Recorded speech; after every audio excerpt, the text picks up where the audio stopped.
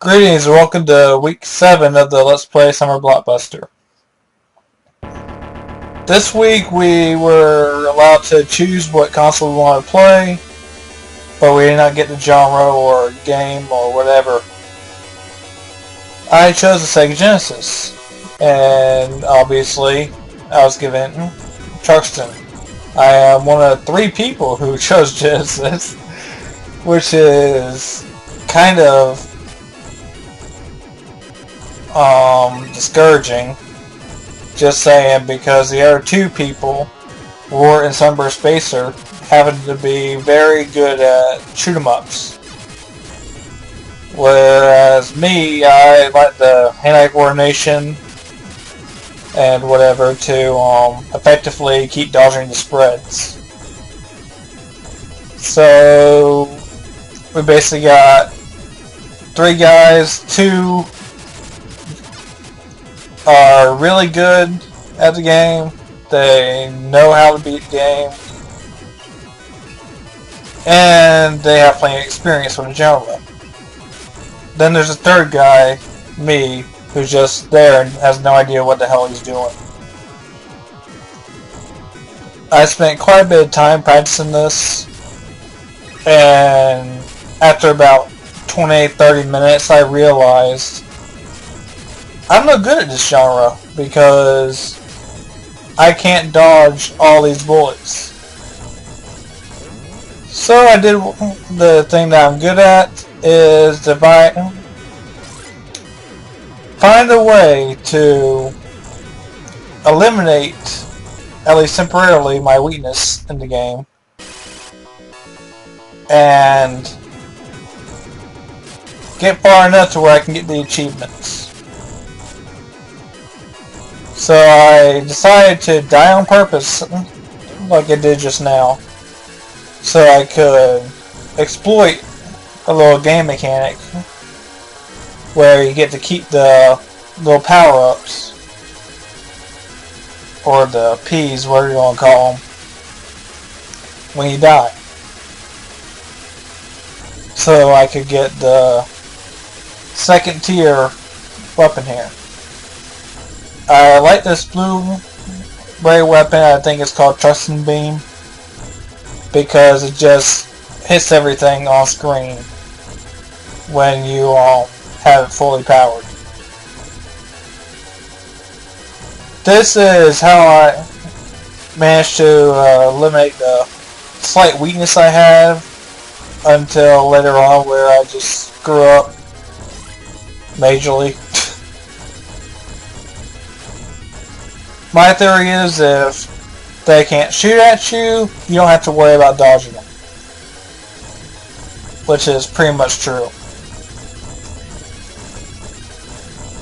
So I managed to sneak in with both achievements, if you qualify that, because the achievements are collect 4 of the P's, power P's, whatever. And the hard achievement was to beat a boss without using the bomb, which I did. And then I would say I never reached the 2nd boss. But yeah, this is not my game. I'm not complaining here, y'all, but I just found it slightly humorous and sad that out of 3 people playing this particular game, I am the only one who has no idea what the hell to do until I experiment. Wow, I don't remember that happening while I was playing. Jeez. Anyways, this is the fully powered Truxton beam, and it's pretty effective, actually. I know Rort said that it's weaker, and I think he said it's not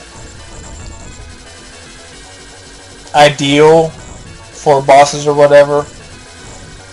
But I disagree, because you can mainly just sit there and destroy the turrets with the bosses and attack the boss at the same time. All you gotta do is worry about dodging what the little bullets they send at you.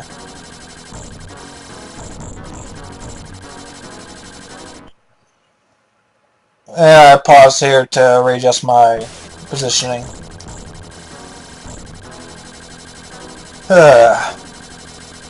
But yeah.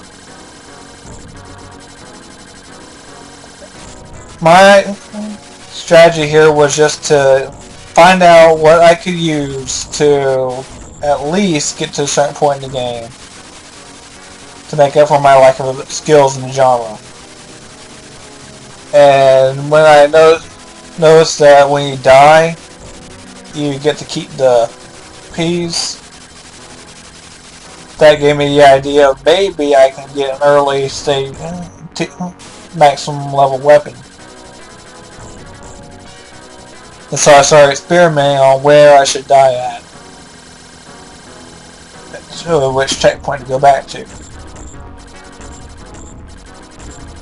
Yes, I know, it's not very, sportsmanlike or whatever, but it's a strategy. Come on. You know it and I know it. I can pretty much guarantee that I'm not going to get the secret bonus point, because I think it's pretty much get all the weapons that you come across, so which I didn't do because I love the Truxton beam. I did get at least one of each weapon right there. This little shield comes in very handy in this part. And I know that Sunburst Spacer and Roar pretty much say it's extremely difficult to, or not likely or possible or whatever, to beat those 5 little guys that show up with the Truxton beam. I've done it. And the reason is that it's easy for me to dodge big old enemies than it is to dodge small little bullets coming out of everywhere. This is why I usually screw up around here.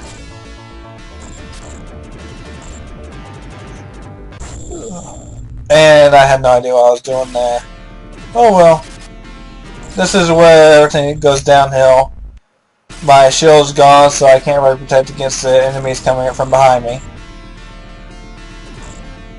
And this is where all my so-called skill or whatever goes away.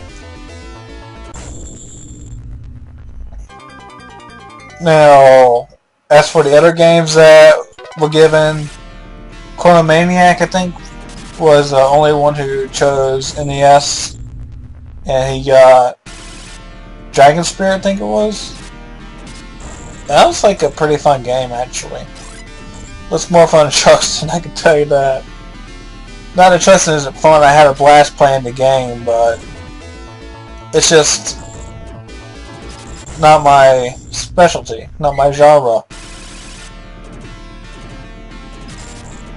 Let's see. Super Nintendo, I think 4 people chose that. And they got Axelay, which is apparently very, very good. Again, I haven't played it. And 3 people chose Game Boy Advance, which was the Gradius game. The first Game Boy Advance game in the whole Let's Play Olympic Summer Games, whatever you want to call it. Which was interesting to watch. I've watched all the videos up to this point, so yeah. I pretty much got tired just trying to get a very good run and decided to go up and just get the 2 achievements. Then I'll be happy, pretty much.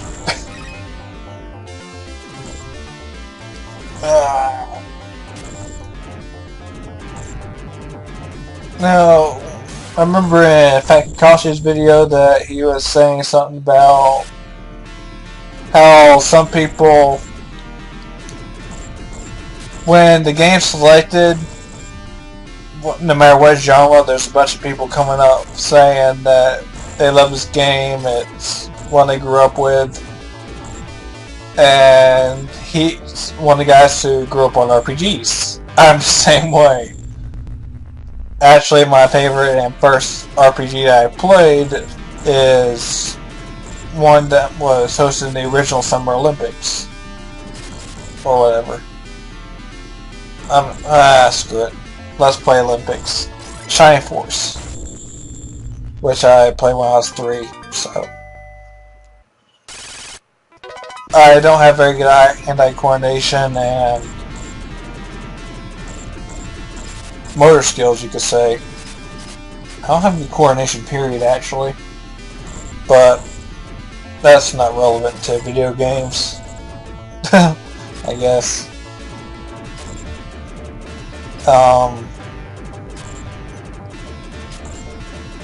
So I'm not exactly good at platforms either. Especially that run and gun, because I screw up timing, I screw up everything pretty much. Because of that whole hand-eye coordination crap. But I am very good at RPGs. Even action RPGs or hack and slash. Because I know what I'm doing, I know what to do, I can find different strategies to overcome my weaknesses, like I try to do with Truxton, and I succeeded somewhat. I know somebody's probably going to say that I'm not that great, but I am what I want to be. Usually when I play a game, I'm not really caring whether I win or lose.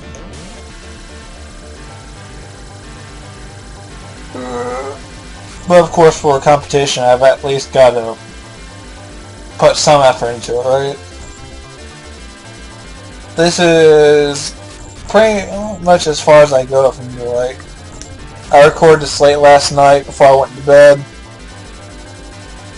And I was going to record the commentary right after, but I got distracted talking to a friend of mine. I don't know why I didn't dodge that. I have no clue.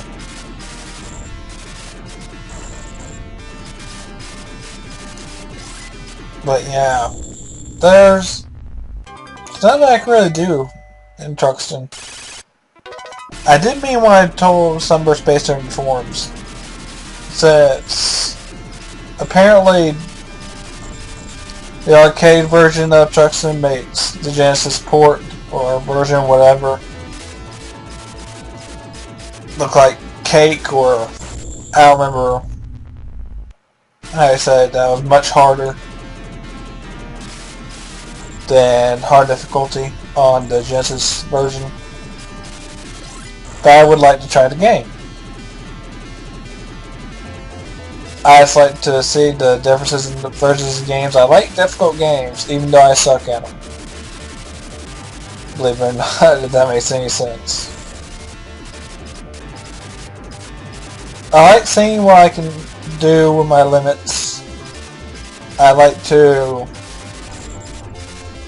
see where my capabilities of finding ways around the difficulties. Legitly, of course, because, like I said, that's the only reason I died purposely in the beginning. It's legit. I did not use the code. I did not cheat. I just used the game mechanics against it, because it's actually very advantageous early on, whereas after stage 1, it's not that helpful. I'm going to die here in a minute, I believe. Oh wait, 15 minutes is already up.